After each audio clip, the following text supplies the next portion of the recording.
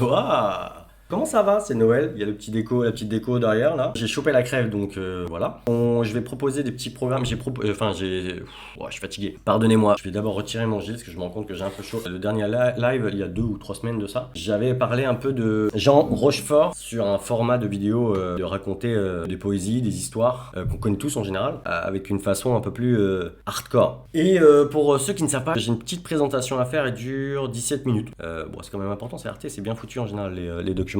Jean Rochefort, donc c'est un monument évidemment du cinéma français, un grand acteur au même niveau que les Belmondo, Marielle, qui était un très très bon ami à lui, Jean-Pierre Marielle, ouais c'est ça, Jean-Pierre Marielle, mais qui a pas tout de suite marché, il est rentré un peu sur le tard, il avait fait l'école, hein, il avait fait les mêmes écoles, je crois que même d'ailleurs Belmondo, un physique un peu trop monsieur tout le monde quoi, et donc sa moustache a changé la donne. Voilà, j'en dis pas plus, on regarde le doc ensemble les loulous. La disparition la semaine dernière de Jean Rochefort Je sais pas nous a si vous donné entendez envie bien, de vous le dites. replonger dans la filmographie de l'un des acteurs les plus populaires du cinéma français. Alors donc, c'était qui, ou plutôt c'était quoi, Jean Rochefort? Voici notre réponse, subjective, en 10 petites madeleines.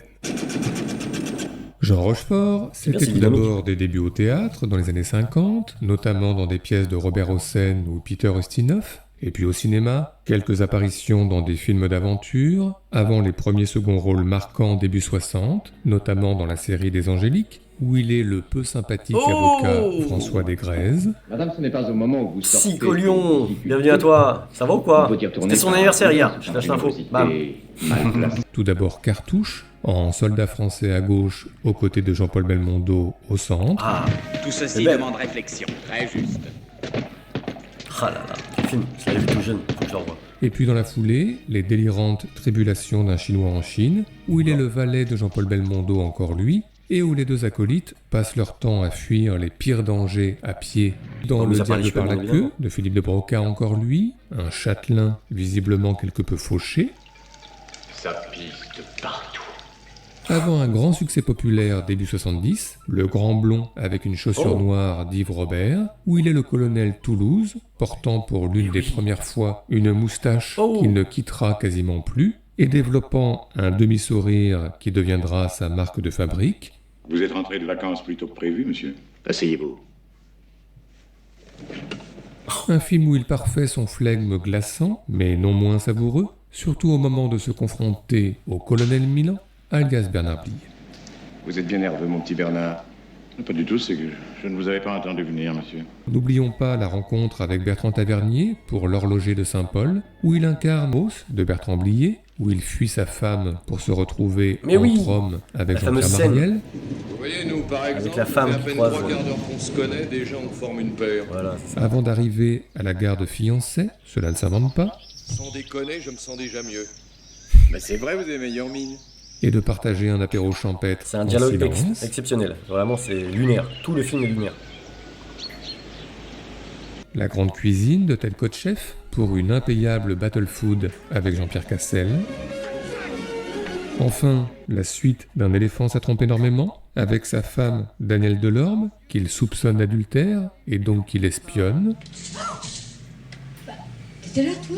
Hello? Je papotais avec Lucien. Avant de tenter de régler la situation entre hommes avec Jean-Pierre Oh, Castaldi. Castaldi, père, Je suis le mari de Marthe. Jean-Pierre.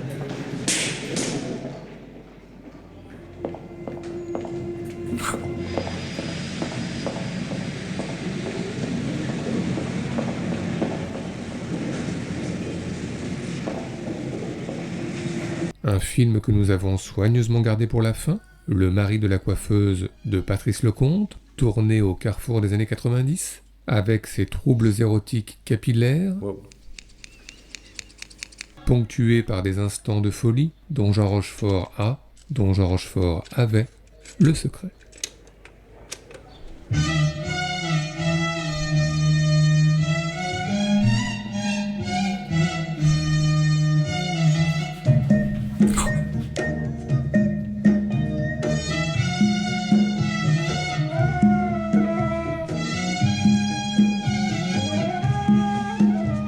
Il m'envoûte.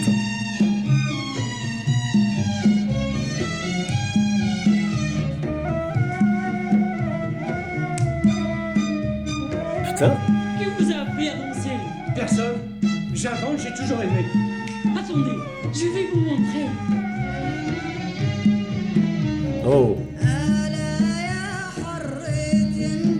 magnifique.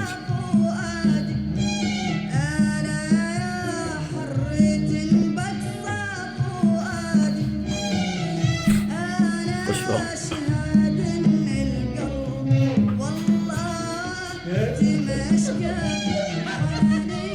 Vous débrouillez pas mal. Vous trouvez?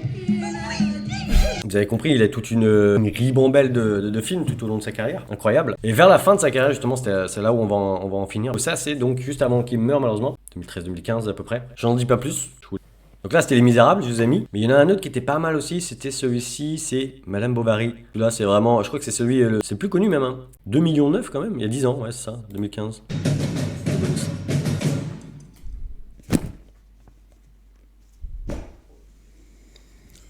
C'est l'histoire d'un petit puceau tout mou comme les chocs à pic au fond de l'Orbonne. Il plane à 10 000 et tu sens le malaise en lui. Son blaze, c'est Charles Bovary. Il rencontre une petite zouze campagnarde pas dégueulasse. Elle s'appelle Emma. C'est elle le héros. C'est Madame Bovary. Donc là, t'as résolu la première énigme du père Fouras. Du père Fouras. À savoir, qui c'est Madame Bovary? Eh ben c'est elle. Ils se marient, et puis ils vont crécher dans un bled pérave de Normandie. Emma, elle se fait chier. Donc elle commence à toucher la nouille de quelques coms qui passent. Et elle se fait raccommoder la crinoline par des bad boys dans des calèches. Ça c'est hot des bâtons. Emma, elle kiffe le swag. Alors elle claque son bif pour des petites loups-boutins easy et des bananes Ernest. Enfin, des trucs de luxe, quoi. Le bail, c'est que Charles Bovary, il n'a pas une thune. Alors Emma, elle est obligée de faire des emprunts au bonhomme de cet LM. Sauf qu'après, ils sont endettés. Mais Charles Bovary, il sait pas. Mais Emma, elle s'en met plein les fouilles. Lol, la salope. À un moment, elle se fait têche par son chum et elle se réveille à Walpé dans sa chamblée. Du coup, elle est trop déprimée. Elle a le seum de la vie. Elle se suicide. Et du coup, Charles Bovary, il est tellement gâché, il crève aussi. Il reste juste la gosse qui fait du tricot. Bref, c'est une putain de vie de merde qui commence.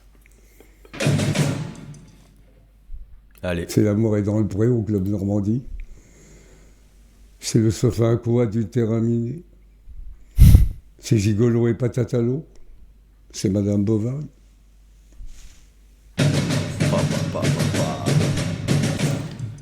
Garde à pêche.